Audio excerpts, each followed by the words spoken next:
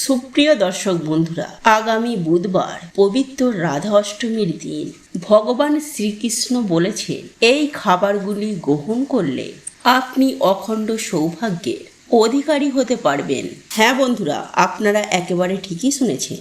আপনার আর্থিক ভাগ্য চমকে উঠবে এবং জীবনে সুস্থ ও নীরব থাকবে এবং জীবনে ধনদৌলত সেকেন্ডে আসবে। হ্যাঁ বন্ধুরা, আগামী বুধবার পবিত্র রাধা অষ্টমীর দিন স্বয়ং ভগবান পরমেশ্বর শ্রীকৃষ্ণ ও শ্রীমতী রাধারানীর কাছে নিবেদন করে মনে প্রাণে ভক্তি, নিষ্ঠা ও আন্তরিকতার সঙ্গে ভগবান শ্রীকৃষ্ণ ও রাধা গোবিন্দর নাম স্মরণ করে যদি আপনারা এই খাবারগুলি গ্রহণ করতে পারেন, তাহলে আপনি জীবনে মালামাল হয়ে যাবেন। হ্যাঁ বন্ধুরা, আপনারা একেবারে ঠিকই শুনেছেন। আপনার 14 পুরুষ টাকার গদিতে শুয়ে থাকবে। তাই এই প্রসঙ্গে বিস্তারিত জানার আগে আপনাদেরকে বলে রাখি, আপনি যদি সনাতন পরিবার চ্যানেলে নতুন হয়ে থাকেন, তাহলে চ্যানেলটি অবশ্যই সাবস্ক্রাইব করুন এবং পাশে থাকা নোটিফিকেশন বেল আইকনটি ক্লিক করুন। কারণ আমি বিভিন্ন প্রকার তন্ত্র মন্ত্র, বশীকরণ, টোটকা, বাস্তু টিপস, জ্যোতিষশাস্ত্র, পুজো আরাধনা এবং ব্ল্যাক ম্যাজিক করা নিয়ে নিত্য নতুন ভিডিও আপলোড করে থাকি, যা প্রয়োগ করার মাধ্যমে আপনার জীবনে থাকা সকল প্রকার সমস্যার সমাধান করতে পারবেন। চলুন এইবার মূল আলোচনায় প্রবেশ করা যাক। সুপ্রিয় দর্শক বন্ধুরা, স্বয়ং ভগবান পরমেশ্বর শ্রীকৃষ্ণের জন্মের পরবর্তী অষ্টমী তিথি রাধা অষ্টমী। এটি কৃষ্ণ সঙ্গিনী শ্রী পবিত্র রাধার জন্মতিথি। মথুরায় পবিত্র বারাসনায় শ্রীরাধার জন্মস্থান। রাজা ভীষভানু এবং তার স্ত্রী কীর্তি স্বর্ণপদ্মের ওপর শ্রী রাধাকে পেয়েছিলেন। তাই আজকের মতো এই পবিত্রতম দিনে আপনারা কিছু করুন বা নাই করুন, অন্তত পক্ষে স্বয়ং ভগবান পরমেশ্বর শ্রীকৃষ্ণ ও শ্রীমতী রাধারানীর যুগল মূর্তির পুজো আরাধনা করুন এবং সেই সঙ্গে বাল্যভোগ অর্পণ করুন। আর এই বাল্যভোগ হিসাবে ক্ষীর, রাবড়ি, মালপোয়া, রাধাবল্লভী এইসব খাবার আপনি নিবেদন করতে পারেন বন্ধুরা। কারণ এই রাধাবল্লভী রাধারানীর খুবই প্রিয়। শ্রীমতী রাধারানীর নাম অনুসারে এর নাম রাধাবল্লভী হয়। যেমন মাখন, যেমন স্বয়ং ভগবান পরমেশ্বরের খুবই প্রিয়, ঠিক তেমনই রাধাবল্লভী শ্রীমতী রাধারানী খুবই প্রিয়। তাই বন্ধুরা, আগামী বুধবার অতি অবশ্যই রাধাবল্লভী ওটি যেন ভোগে থাকে। সেই সঙ্গে আমি আপনাদেরকে আরও একটি বিষয় জানিয়ে রাখি, আর তা হলো বন্ধুরা, আগামী বুধবার পবিত্র রাধা অষ্টমীর দিন বাড়িতে কিছু করুন বা নাই করুন, অন্ততপক্ষে এই খাবারগুলি নিবেদন করুন এবং সেই সঙ্গে সাদা ফুল অর্পণ করুন। হ্যাঁ বন্ধুরা, আপনারা একেবারে ঠিকই শুনেছেন। যেমন জুঁই ফুল রাধারানীর অত্যন্ত প্রিয়, যা বাজার দোকান থেকে খুব সহজ মূল্যেই পেয়ে যাবেন। তাই বন্ধুরা, আগামী বুধবার অতি অবশ্যই রাধারানীর চরণে জুঁই ফুল অর্পণ করুন এবং আপনাদের পক্ষে যদি সম্ভব হয় তাহলে ওই জুঁই ফুল দিয়ে সিংহাসনটিকে ভালো করে সাজান এবং সেই সঙ্গে স্বয়ং ভগবান পরমেশ্বর শ্রীকৃষ্ণের এবং শ্রীমতী রাধারানীর নাম জপ করতে কখনোই ভুলবেন না।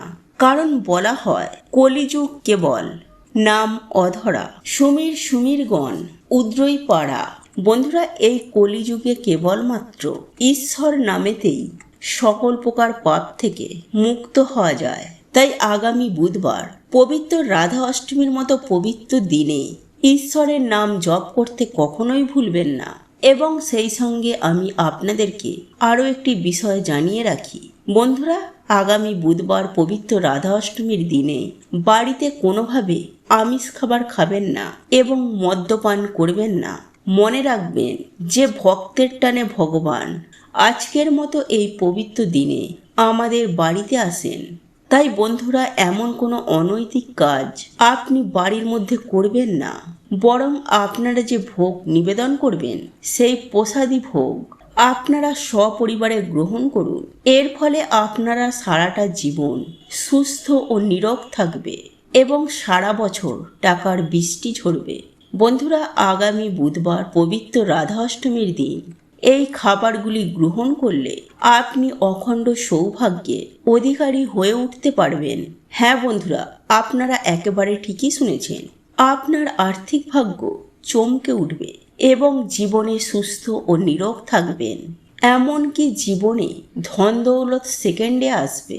হ্যাঁ বন্ধুরা, আগামীকাল পবিত্র রাধা অষ্টমীর দিন এই খাবারগুলি স্বয়ং ভগবান পরমেশ্বর শ্রীকৃষ্ণ ও শ্রীমতী রাধারানীর কাছে নিবেদন করে মনে প্রাণে ভক্তি, নিষ্ঠা ও আন্তরিকতার সঙ্গে ভগবান শ্রীকৃষ্ণ ও রাধা গোবিন্দর নাম স্মরণ করে যদি আপনারা এই খাবারগুলি গ্রহণ করতে পারেন, তাহলেই আপনি জীবনে মালামাল হয়ে যাবেন। হ্যাঁ বন্ধুরা, আপনারা একেবারে ঠিকই শুনেছেন। আপনার 14 পুরুষ টাকার গদিতে শুয়ে থাকবেন। হ্যাঁ বন্ধুরা, চলুন এবার মূল আলোচনায় প্রবেশ করা যাক। তবে মূল আলোচনায় প্রবেশ করার আগে জয় শ্রীকৃষ্ণ, রাধে রাধে লিখে কমেন্ট অবশ্যই করবেন। বন্ধুরা, স্বয়ং পরমেশ্বর শ্রীকৃষ্ণের জন্মের পরবর্তী অষ্টমী তিথি রাধা অষ্টমী। এটি কৃষ্ণ সঙ্গিনী শ্রীরাধার পবিত্র জন্মতিথি। আর আগামী বুধবার পবিত্র রাধা অষ্টমীর দিনে ভুলেও স্পর্শ করবেন না এই 3টি খাবার, নইলে সারা জীবন রোগে ভুগবেন, জ্বলে পুড়ে মরবেন। বন্ধুরা, আপনাদের জীবনে ঘোর অমঙ্গল ও মহাবিপদ নেমে আসবে। তাই বন্ধুরা, ভুল করেও এই খাবারগুলি ভুলেও খাবেন না। তাই বন্ধুরা, আগামী বুধবার কালকের মতো পবিত্র দিনে শ্রী রাধারানীর ধরাধামে আসবেন। তাই বন্ধুরা, কালকের দিনটি গুরুত্ব ও মাহাত্ম্য অনেক অনেক বেশি। তাই বন্ধুরা, আজ আমার বলা এই ভিডিওটির মাধ্যমে যে 3টি খাবারের কথা আজ আমি আপনাদেরকে জানিয়ে দেব, এই 3টি খাবার ভুলেও গ্রহণ করবেন না। এই 3টি খাবার খাওয়া থেকে নিজেদেরকে বিরত রাখুন, নতুবা সংসারে চরম দারিদ্রতা ও অমঙ্গল ডেকে আনবেন। হ্যাঁ বন্ধুরা, আপনারা একেবারে ঠিকই শুনছেন। সারা জীবন অর্থকষ্ট লেগেই থাকবে, সেই সঙ্গে চরম বিপদে পড়বেন। তাই বন্ধুরা, বিশেষ করে আজকের এই ভিডিওটি প্রত্যেকের জানা প্রয়োজন, বিশেষ করে যারা জীবনে সুখ শান্তি হারিয়ে ফেলেছে। হ্যাঁ বন্ধুরা, যাদের জীবনে অনেক কষ্ট নেমে এসেছে এবং যারা মহা বিপদে আছে, যাদের জীবনে এক এক করে বিভিন্ন রকমের সমস্যা দেখা দিচ্ছে। তাই বন্ধুরা, এমতো অবস্থায় থেকে নিজেদেরকে মুক্ত রাখতে আগামীকাল রাধা অষ্টমীর দিন বাড়িতে অতি অবশ্যই স্বয়ং ভগবান পরমেশ্বর শ্রীকৃষ্ণ ও শ্রীমতী রাধারানীর পুজো আরাধনা করুন।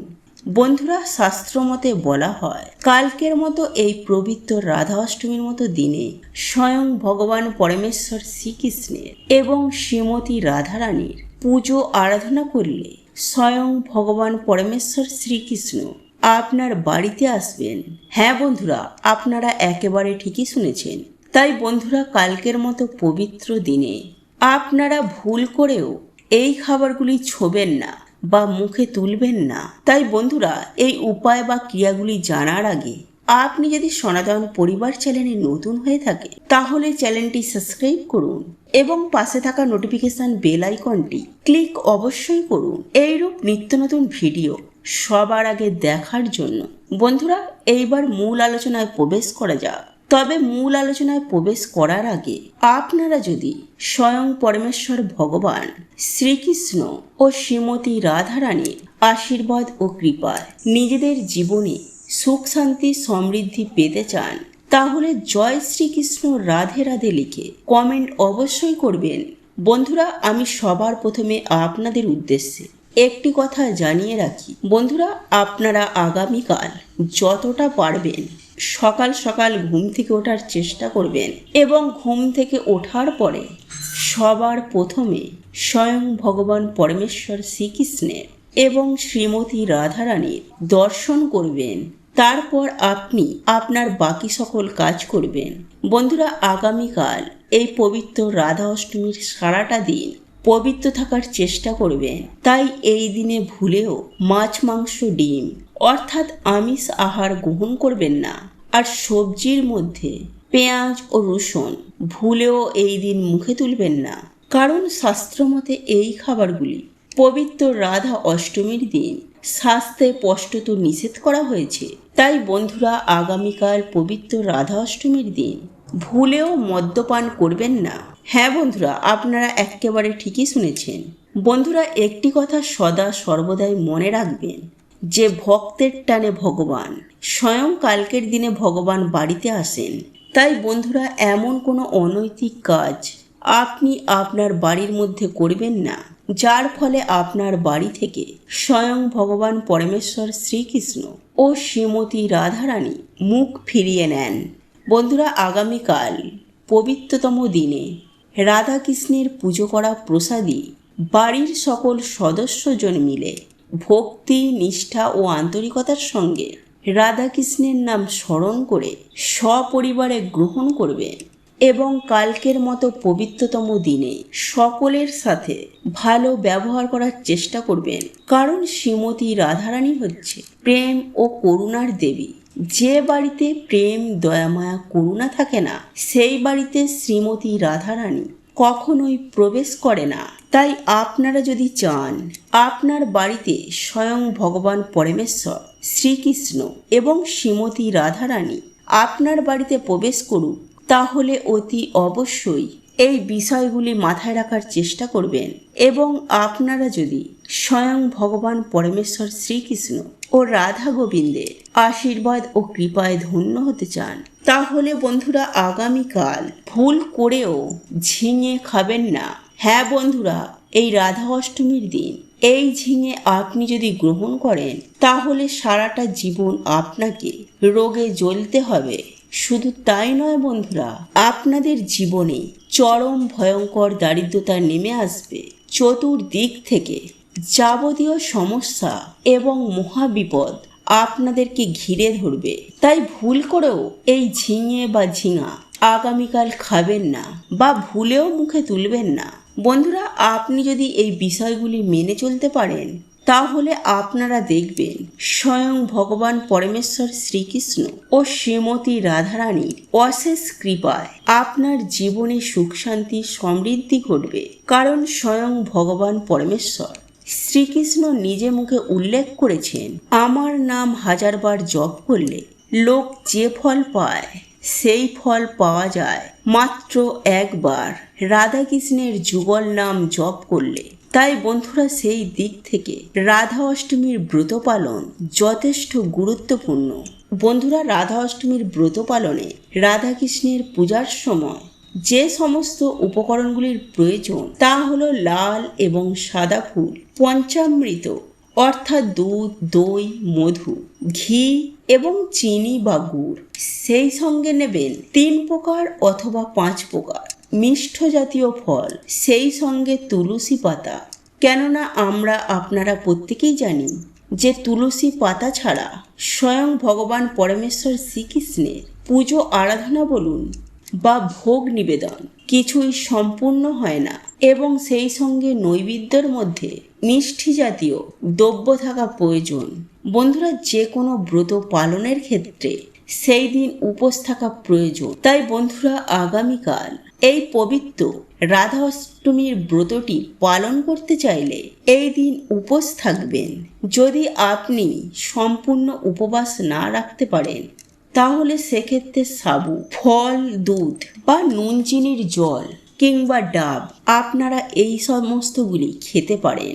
যাই হোক বন্ধুরা, এরপর রাধাকৃষ্ণের উদ্দেশ্যে কর্পূর জ্বালিয়ে আরতি প্রদান করুন এবং সর্বশেষে রাধাকৃষ্ণের সামনে জোড়হাত করে নিজের প্রার্থনা নিবেদন করুন। এই দিন শ্রীকৃষ্ণের রাধা অষ্টমীর পূজার পর বা সন্ধ্যায় রাধা অষ্টমীর ব্রত মাহাত্ম্য কথা পাঠ অথবা রাধার স্তুতি বা রাধা চাল্লিশা পাঠ বা শ্রবণ করা অতি আবশ্যক।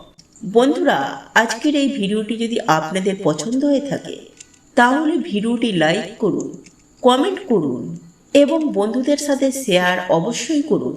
মনে রাখবেন, আপনার একটি শেয়ার অনেক মানুষকে উপকৃত করতে পারে। এবং আপনি যদি সনাতন পরিবার ইউটিউব চ্যানেলে এখনো পর্যন্ত নতুন হয়ে থাকে তাহলে চ্যানেলটি অবশ্যই সাবস্ক্রাইব করবেন এবং পাশে থাকা নোটিফিকেশন বেল আইকনটি ক্লিক করবেন এইরূপ নিত্য নতুন ভিডিও সবার আগে দেখার জন্য। ঈশ্বর আপনার মঙ্গল করুন। আপনি সুস্থ থাকুন, ভালো থাকুন।